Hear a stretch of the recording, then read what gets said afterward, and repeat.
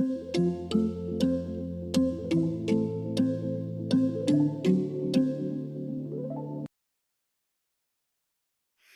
everyone, and welcome to this week's First Chapter brought to you by the Clinton Public Library. Today, we will be continuing our first chapter of The Hobbit by J.R.R. Tolkien. Wonderful prose that Mr. Tolkien has, unfortunately, means that we can't squeeze a full chapter into just one video, but I hope you enjoy the rest.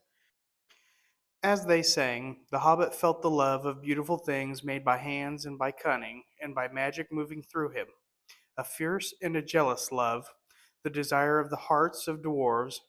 Then something tookish woke up inside him, and he wished to go and see the great mountains, and hear the pine trees and the waterfalls, and explore the caves, and wear a sword instead of a walking stick. He looked out of the window. The stars were out in a dark sky above the trees. He thought of the jewels of the dwarves shining in dark caverns. Suddenly, in the wood beyond the water, a flame leapt up, probably somebody lighting a wood fire, and he thought of plundering dragons settling on his quiet hill and kindling it all to flames. He shuddered, and very quickly he was plain Mr. Baggins of Bag End, under hill again. He got up trembling. He had less than half a mind to fetch the lamp, and more than half a mind to pretend to, and go and hide behind the beer barrels in the cellar, and not come out again until all the dwarfs had gone away. Suddenly he found that the music and the singing had stopped, and they were all looking at him with eyes shining in the dark. "Where are you going?" said Thorin, in a tone that seemed to show that he guessed both halves of the hobbit's mind. "What about a little light?" said Bilbo apologetically. "We like the dark," said all the dwarfs. "Dark for dark business. There are many hours before dawn." "Of course," said Bilbo, and sat down in a hurry. He missed the stool and sat in the fender, knocking over the poker and shovel with a crash. "Hush!" said Gandalf. "Let Thorin speak." And this is how Thorin began. "Gandalf, dwarves, and Mr. Baggins, we are met together in the house of our friend and fellow conspirator, this most excellent and audacious hobbit. May the hair on his toes never fall out. All praise to his wine and ale." He paused for breath and for a polite remark from the hobbit, but the compliments were quite lost on poor Bilbo Baggins, who was wagging his mouth in protest at being called audacious, and worst of all, fellow conspirator. Though no noise came out, he was so flummoxed. So Thorin went on. "We are met to discuss our plans, our ways, means, policy, and devices. We shall soon, before the break of day, start on our long journey, a journey from which some of us, or perhaps all of us, except our friend and counselor, the genius wizard Gandalf, may never return. It is a solemn moment. Our object is, I take it, well known to us all. To the estimable Mr. Baggins, and perhaps to one or two of the younger dwarves, I think I should be right in naming Keely and Feely, for instance. The exact situation at the moment may require a little brief explanation." This was Thorin's style. He was an important dwarf, if he had been allowed. He would have gone on like this until he was out of breath, without telling anyone there anything that was not known already. But he was rudely interrupted. Poor Bilbo couldn't bear it any longer. At May never return, he began to feel a shriek coming up inside, and very soon it burst out like the whistle of an engine coming out of a tunnel. All the dwarfs sprang up, knocking over the table. Gandalf struck a blue light on the end of his magic staff, and in its firework glare, the poor little hobbit could be seen kneeling on the hearth rug, shaking like a jelly that was melting. Then he fell flat on the floor and kept calling out, struck by lightning, over and again, and that was all they could get out of him for a long time. So they took him and laid him out of the way on the drawing room sofa with a drink at his elbow, and they went back to their dark business. "Excitable little fellow," said Gandalf as they sat again. "Gets funny queer fits, but he is one of the best, as fierce as a dragon in a pinch. If you have ever seen a dragon in a pinch, you will realize that this is only poetical exaggeration applied to any hobbit. Even to old Took's great-grand-uncle Bulroar, who was so huge for a hobbit that he could ride a horse. He charged the ranks of goblins of Mount Graham in the Battle of the Green Fields and knocked their king Golfinbol's head clean off with a wooden club. It sailed 100 yards through the air and went down a rabbit hole. And in this way the battle was won and the game of golf invented at the same moment. In the meanwhile, however, Bulroar's gentler descendant was reviving in the drawing room. After a while and a drink, he crept nervously to the door of the parlor. This is what he heard, Gloin speaking, humph, or some snort, or less like that. Will he do you think? It is all very well for Gandalf to talk about this hobbit being fierce, but one shriek like that in a moment of excitement would be enough to wake the dragon and all his relatives, and kill the lot of us. I think it sounded more like fright than excitement. In fact, if it had not been for the sign on the door, I should have been sure we had come to the wrong house. As soon as I clapped my eyes on the little fellow bobbing and puffing on the mat, I had my doubts. He looks more like a grocer than a burglar. Then Mr. Baggins turned the handle and went in. The Took side had won. He suddenly felt he would go without bed and breakfast to be thought fierce. As for little fellow bobbing on the mat, it almost made him feel really fierce.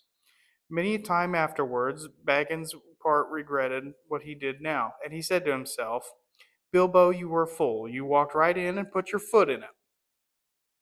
Pardon me, he said, if I have overheard words that you were saying. I don't pretend to understand what you were talking about or your reference to burglars, but I think I am right in believing, this is what he called being on his dignity, that you think I am no good. I will show you. I have no signs on my door. It was painted a week ago, and I am quite sure you have come to the wrong house. As soon as I saw your funny faces on the doorstep, I had my doubts, but I treated it as the right one. Tell me what you want done, and I will try it. If I have to walk from here to the east of east and fight the wild weir worms in the last desert, I had a great great granduncle once, Bulroar took, and yes, yes, but that was long ago, said Gloin. I was talking about you, and I assure you there is a mark on this door, the usual one in the trade, or used to be. Burglar wants a good job, plenty of excitement, and reasonable reward. That's how it is usually read. You can say expert treasure hunter instead of burglar if you like. Some of them do. It's all the same to us. Gandalf told us that there was a man of the sort in these parts looking for a job at once, and that he had arranged for a meeting here this Wednesday tea time. Of course there is a mark, said Gandalf. I put it there myself, for very good reasons. You asked me to find the 14th man for your expedition, and I chose Mr. Baggins. Just let anyone say I chose the wrong man on the wrong house, and you can stop at 13 and have all the bad luck you like, or go back to digging coal. He scowled so angrily at Gloin that the dwarf huddled back in his chair, and when Bilbo tried to open his mouth to ask a question, he turned and frowned at him and stuck out his bushy eyebrows till Bilbo shut his mouth tight with a snap. That's right, said Gandalf. Let's have no more argument. I have chosen Mr. Baggins, and that ought to be enough for all of you. If I say he's a burglar he is, or will be when the time comes. There is a lot more in him than you can guess, and a deal more than he has any idea of himself. You may possibly all live to thank me yet. Now, Bilbo, my boy, fetch the lamp, and let's have a little light on this. On the table, in the light of a big lamp with a red shade, he spread a piece of parchment rather like a map. This was made by Thror, your grandfather, Thorin, he said in answer to the dwarf's excited questions. It is a plan of the mountain. I don't see that this will help us much, said Thorin disappointedly after a glance. I remember the mountain well enough and the lands about it, and I know where Mirkwood is, and the withered heath where the great dragons bred. There is a dragon marked in red on the mountain, said Balin, but it will be easy enough to find him without that if we ever arrive there. There is one point that you haven't noticed, said the wizard, and that is the secret entrance. You see that rune on the west side, and the hand pointing to it from the other runes? That marks a hidden passage to the lower halls. It may have been secret once, said Thorin, but how do we know that it is secret any longer? Old Smaug has lived there long enough now to find anything there is to know about those caves. He may, but he can't have used it for years and years. Why? Because it is too small. 5 feet high the door, and 3 may walk abreast, say the runes, but Smaug could not creep into a hole that size, not even when he was a young dragon, certainly not after devouring so many of the dwarves and men of Dale. It seems a great big hole to me, squeaked Bilbo, who had no experience of dragons and only of hobbit holes. He was getting excited and interested again, so that he forgot to keep his mouth shut. He loved maps, and in his hall there hung a large one of the country round with all his favorite works marked on it in red ink.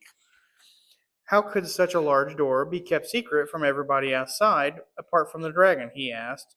He was only a little hobbit, you must remember. In lots of ways, said Gandalf, but in what way this one has been hidden we don't know without going to see. From what it says on the map, I should guess there is a closed door which has been made to look exactly like the side of the mountain. That is the usual dwarves' method. I think that is quite right, isn't it? Quite right, said Thorin. Also, went on Gandalf, I forgot to mention that with the map went a key, a small and curious key. Here it is, he said, and handed Thorin a key with long barrel and intricate wards made of silver. Keep it safe. Indeed, I will, said Thorin, and he fastened it upon a fine chain that hung about his neck and under his jacket. Now things began to look more hopeful. This news altered them much for the better. So far, we had no clear idea what to do. We thought of going east, as quiet and careful as we could, as far as the Long Lake. After that, the trouble would begin. A long time before that, if I know anything about the roads east, interrupted Gandalf. We might go from there up along the river running, went on Thorin, taking no notice, and so to the ruins of Dale, the old town in the valley there, under the shadow of the mountain. But we none of us like the idea of the front gate. The river runs right out of it through the great cliff at the south of the mountain, and out of it comes the dragon too, far too often, unless he has changed his habits. That would be no good, said the wizard, not without a mighty warrior, even a hero. I tried to find one, but warriors are busy fighting one another in distant lands, and in this neighborhood heroes are scarce, or simply not to be found. Swords in these parts are mostly blunt, and axes are used for trees, and shields as cradles or dish covers, and dragons are comfortably far off, and therefore legendary. That is why I settled on burglary, especially when I remembered the existence of a side door. And here is our little Bilbo Baggins, the burglar, the chosen, and the selected burglar. So now let's get on and make some plans. Very well, then, said Thorin. Supposing the burglar expert gives us some ideas or suggestions. He turned with mock politeness to Bilbo. First, I should like to know a little bit more about things, said he, feeling all confused and a bit shaky inside, but so far still tookishly determined to go on with things. I mean about the gold and the dragon, and all that, and how it got there, and who it belongs to, and so on and further. Bless me, said Thorin, haven't you got a map, and didn't you hear our song? And haven't we been talking about all this for hours? All the same, I should like it all plain and clear, said he obstinately, putting on his business manner, usually reserved for people who tried to borrow money off him, and doing his best to appear wise and prudent and professional and live up to Gandalf's recommendation. Also, I would like to know about risks, out of pocket expenses, time required, and remuneration, and so forth, by which he meant, what am I going to get out of it, and am I going to come back alive?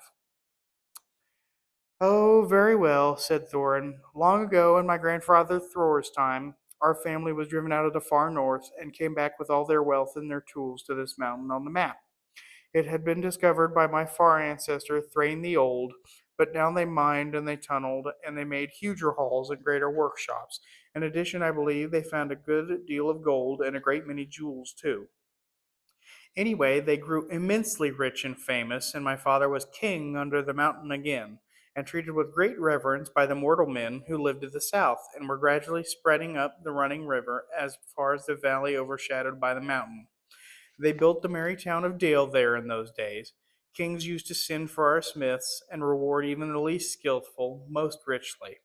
Father would beg us to take their sons as apprentices and pay us handsomely, especially in food supplies, which we never bothered to grow or find for ourselves. Altogether, those were good days for us, and the poorest of us had money to spend and to lend and leisure to make beautiful things just for the fun of it, not to speak of the most marvelous and magical toys, the like of which is not found in the world nowadays. So my grandfather's halls became full of armor and jewels and carvings and cups, and the toy market of Dale was the wonder of the North. Undoubtedly, that was what brought the dragon. Dragons steal gold and jewels, from men and elves and dwarves, wherever they can find them, and they guard their plunder as long as they live, which is practically forever, unless they are killed, and never enjoy a brass ring of it. Indeed, they hardly know a good bit of work from a bad, though they usually have a good notion of the current market value, and they can't make a thing for themselves, not even to mend a little loose scale of their armor. There were lots of dragons in the north in those days, and the gold was getting scarce up there, with the dwarves flying south or getting killed, and all the general waste and destruction that dragons make going from bad to worse. There was a most especially greedy, strong, and wicked worm called Smaug. One day he flew up into the air and came south. The first we heard of it was a noise like a hurricane coming from the north, and the pine trees on the mountain creaking and cracking in the wind.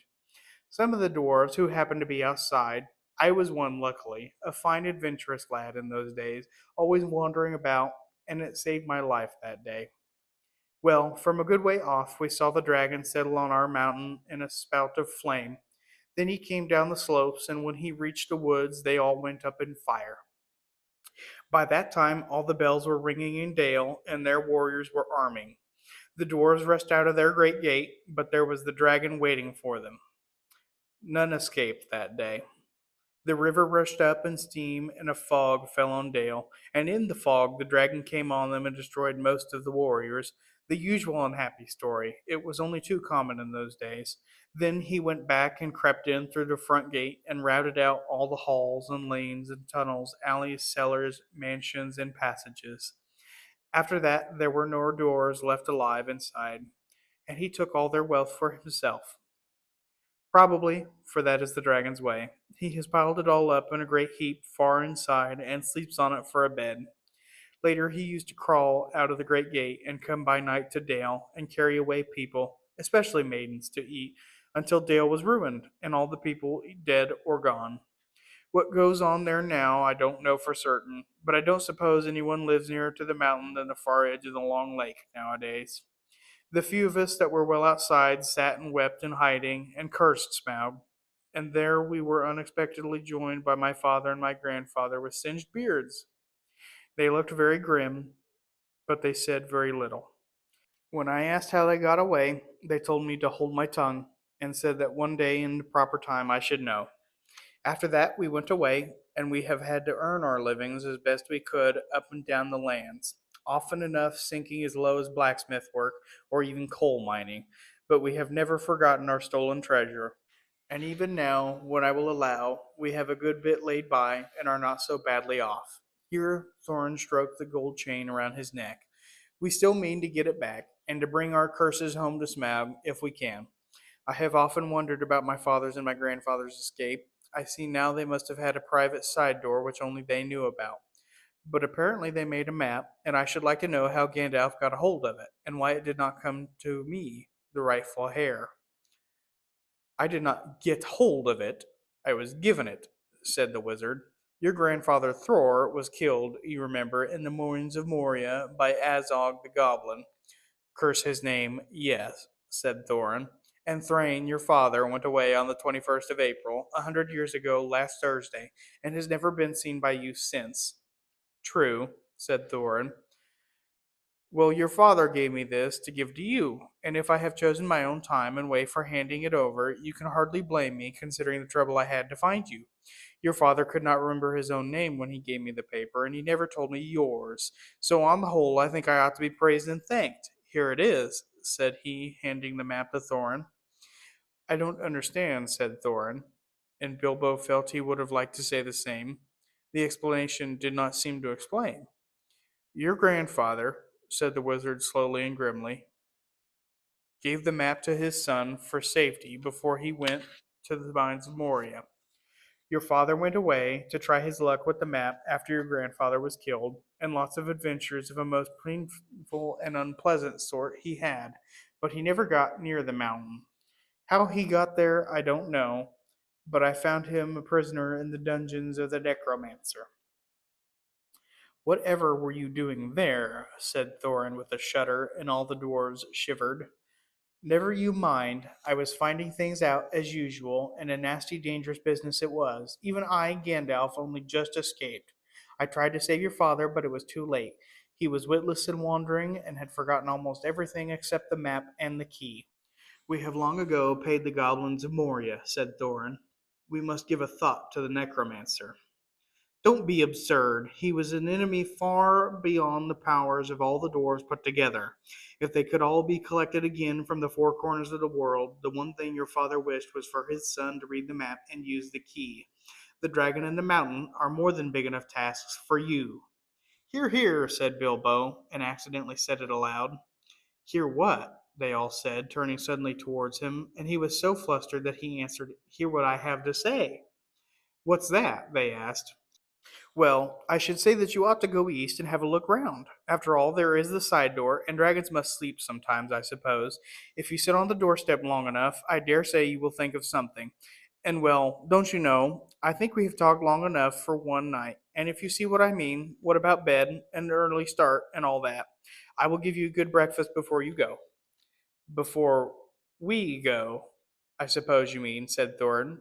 Aren't you the burglar? And isn't sitting on the doorstep your job? Not to speak of getting inside the door. But I agree about bed and breakfast. I like 6 eggs with my ham when starting on a journey, fried, not poached, and mind you, don't break them. After all the others had ordered their breakfast without so much as a please, which annoyed Bilbo very much, they all got up. The hobbit had to find room for them all, and filled all his spare rooms, and made beds on chairs and sofas before he got them all stowed, and went to his own little bed, very tired and not altogether happy. One thing he did make his mind up about was not to bother to get up very early and cook everybody else's wretched breakfast. The tookishness was wearing off, and he was not now quite so sure that he was going on any journey in the morning. As he lay in bed, he could hear Thorn still humming to himself in the bedroom next to him. Far over the misty mountains cold, to dungeons deep and caverns old, we must away ere break of day to find our long forgotten gold. Bilbo went to sleep with that in his ears, and it gave him very uncomfortable dreams. It was long after the break of day when he woke up. And it is with that that our first chapter draws to a close. I hope you enjoyed, and please leave a like and perhaps subscribe down below, and let us know how you felt my reading was. Thank you. Have a good day. Bye.